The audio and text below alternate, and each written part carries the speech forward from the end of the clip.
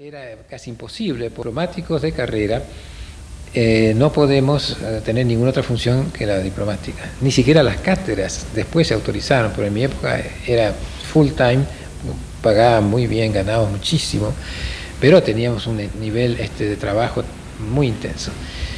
Era imposible, pero las circunstancias se dieron de que era necesario en algún momento crear una corte espacial, porque los problemas espaciales eran muy importantes, de mucho monto, calcule usted lo que cuesta un satélite, y ya operando los satélites había problemas de todo tipo, desde derecho de autor, problemas económicos, de publicidad, de comercio, etcétera, y también de penetración ideológica, etcétera. Había muchos problemas.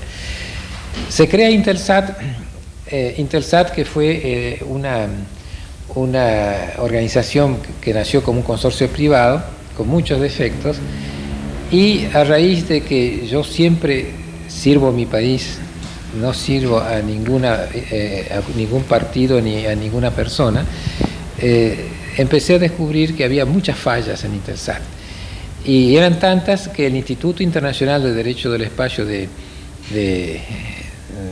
tiene personería suiza y que está en París, me designó presidente de una comisión de estudio crítico de las comunicaciones por satélite, particularmente el régimen de Intelsat, que es el sistema global de satélite, para los que no conocen esa sigla, con un jurista soviético y un jurista norteamericano. Así que yo era un presidente que estaba en una situación muy, muy especial. Fui presidente de los 5 años que duró el comité, y el último año que las conclusiones del comité lo dimos en Mar del Plata, en un congreso mundial que organicé para entonces con más de 1.500 personas. Esas conclusiones es lo que hoy rige al mundo. El tratado Intelsat actual lo hemos hecho nosotros y lo hemos concluido en Mar del Plata con las observaciones que teníamos.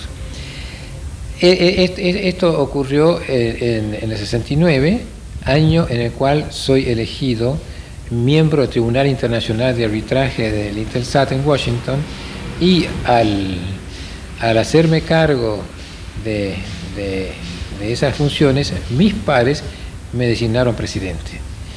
Así que yo era presidente de presidentes, chairman of the presidents, porque todos éramos presidentes de tribunales, y los presidentes elegían su presidente. Bueno, hay dos anécdotas muy, muy íntimas, que igual las voy a comentar, a pesar de que tal vez son demasiado confidenciales, y es cómo yo llegué a ser presidente, siendo el más joven de todos los otros presidentes.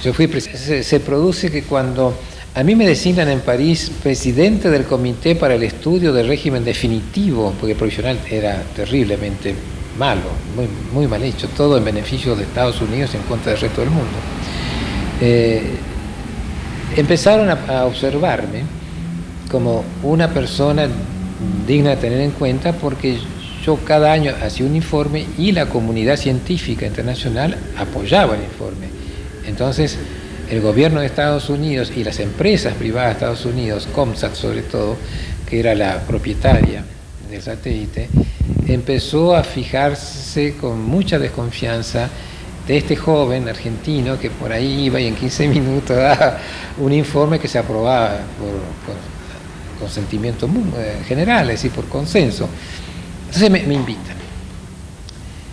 me invitan y yo concurro, por cierto, y de entrada, esta es parte de la táctica de las grandes empresas, me dieron a conocer el poder de la empresa que me invitaba. La empresa que me invitaba era Comsat.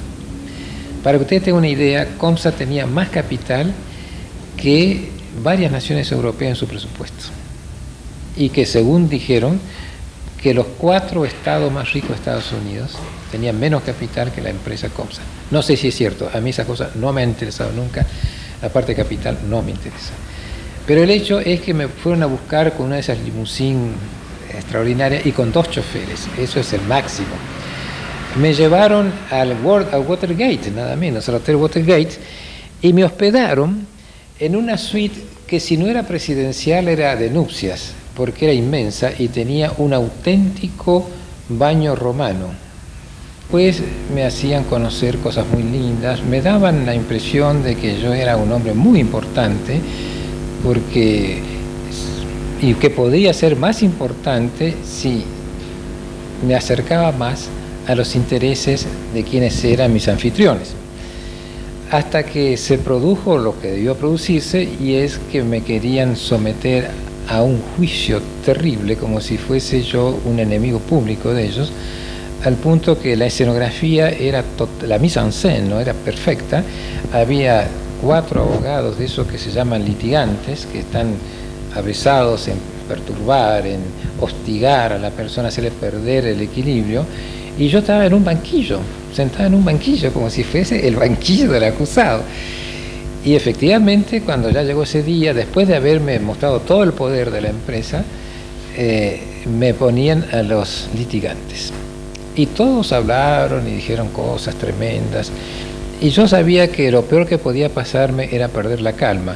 Y por eso llevaba mis respuestas por escrito, además, por si llegara a perder la calma, cosa que no ocurre, porque si bien muchos dicen que yo soy un diplomático muy altivo, otros me decían, compañeros, Coca es como el Untizal, donde lo pone en calma. Que ahí me puse en Untizal. Y después que escuché todo, me quedé callado como 4 o 5 minutos y la gente se miraba y yo ahí tranquilo. Entonces pregunto, había un coordinador de los litigantes, que era una de las autoridades más altas de COMSAT. Y digo, señor, yo estoy en los Estados Unidos. Sí, señor, usted está en Estados Unidos. Señor, yo estoy en Washington. Sí, está en Washington. Bueno, dice, sí, tienes razón, aquí veo el Capitolio, que nos ha dado leyes que el mundo entero ha sabido valorar y imitar. Allá veo el Palacio de Justicia, yo estaba en la cúspide, ¿no? del hotel. El Palacio de Justicia, cuyos fallos han hecho honor al derecho y a los jueces norteamericanos, y que muchos citamos en nuestros fallos, en nuestros estudios, en nuestros libros. Allá está Filadelfia, a pocas horas de aquí, donde se aprobó la Constitución que rige en la Argentina, que inspiró a la Argentina y a la mayor parte de las repúblicas que nacieron en el siglo pasado. Y allá está la Casa Blanca, que también ha vetado algunas leyes que podían ser o monopolísticas, o responder a intereses de parte, o desatender al interés general. Pregunto si estoy en Estados Unidos porque de las exposiciones que yo he escuchado he advertido que se ha violado reiteradamente la Constitución norteamericana, la jurisprudencia de los tribunales norteamericanos, particularmente de su Corte Suprema, la legislación interna antitrust, queriendo crear un monopolio universal que no está permitido ni en un Estado americano, no en la Unión Europea. A citar la doctrina antigua de la Corte, el Bill of Rights de Nueva York, la Constitución y todas las cosas muy caras. Cuando terminé mi exposición, siempre científica, dije, si ustedes me permiten, yo no voy a recordar nada de lo que he escuchado esta mañana, porque ustedes, aparte de violar todo lo que yo he señalado, han violado la moral media del hombre americano, esa moral que yo respeto, y por respeto a mis anfitriones voy a borrar de mi mente todo lo que he escuchado hasta ahora. Silencio, se retiraron los litigantes y me dice el director de ceremonial o el director de Relaciones Públicas de COMSAT, ¿cuántos días se va a quedar en Washington? No, yo me vuelvo hoy mismo, si mi tarea es sumamente interesante, sobre todo para los jóvenes, porque los grandes países solo respetan cuando hay alguien que tiene más conocimiento o más coraje que ellos. Por eso me dejo seducir por todo lo que se me ofreció en días enteros, iba a ir debilitado. Yo me mantenía siempre en mi posición. Además, todo lo que había dicho estaba escrito, y estaba escrito en sucesivos años. Bueno, seguí así hasta el 69. En el 69 se convoca a elección. Yo era uno de los candidatos, resulté elegido por consenso como presidente de tribunales internacionales de arbitraje a constituirse. Y se reúnen los miembros, ya todos elegidos, y dice, señores, ustedes tienen que elegir su propio presidente. Bueno, para calentar un poco el ambiente pusieron un caso, un ejemplo, y cada uno diera su punto de vista. Yo di mi punto de vista, fui el último, yo era más joven, fui el último, y yo veía que cuando yo hablaba la gente se conversaba entre ellos. En un momento dado se retiran. Yo no me retiré porque nadie me invitó a retirarme. Y vuelven a 5 minutos y dice el más viejo, que era el representante de Europa, era el presidente de la Corte Suprema de Noruega, hombre de 82. Señores, hemos deliberado los restantes miembros de la Corte y creemos que si todos somos pares, vamos a elegir al que en menos tiempo llegó a ser par como nosotros. Era el más viejito, ¿no? Yo era lejos el más joven, tenía menos de 40 años. Y dice, por tanto, vamos a votar. La votación era secreta, pero ya estaba cantado. Entonces todos votan. Cuando voto yo, retira mi voto la misma persona que había estado entonces cuando los litigantes me hostigaron tanto, y me dice, vote por usted, porque Estados Unidos quiere que sea presidente por unanimidad. Esa persona que me echó los sabuesos me dijo, Estados Unidos quiere que sea presidente por unanimidad. Fíjese cómo Estados Unidos respeta a las personas. Eso fue 4 años después de ese episodio. Más triste, que tal vez confirma aquello que yo soy muy altivo. Platón, en el año 71, me propuso para que continuase como juez de esos tribunales internacionales de arbitraje que se reunían en ese momento en Ginebra. Yo no lo sabía. Entonces recibí la información de que había sido reelegido y que si aceptaba ser nuevamente presidente del tribunal. Yo esa información la recibí de la prensa, no oficialmente, porque nadie podía pensar de que yo no había sido consultado. El gobierno argentino propuso mi nombre sin consultarme.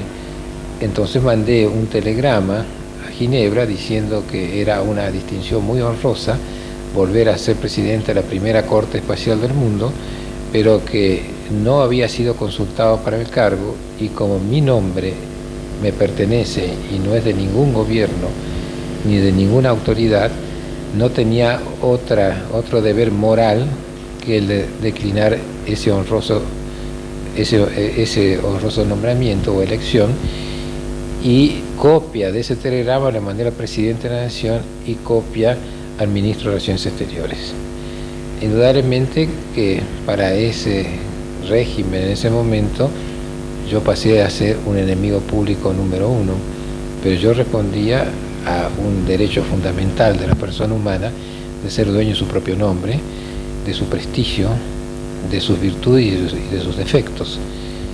Esos son intransferibles, y además no puedo concebir que un gobierno pueda disponer como de una mercancía del prestigio, la capacidad y la oportunidad de sus ciudadanos. Bueno, esos son los dos aspectos. Tengo un recuerdo extraordinario, que el haber sido el más joven presidente de la Corte y de haber dado a mi nación el primer y único antecedente de alguien que llega a un tribunal y al entrar lo hacen presidente sus pares. Porque toda mi vida yo he sido elegido por mis pares. Y si ustedes me permiten, yo en este momento aquí desde Córdoba estoy votando en Europa, porque nosotros votamos por fax.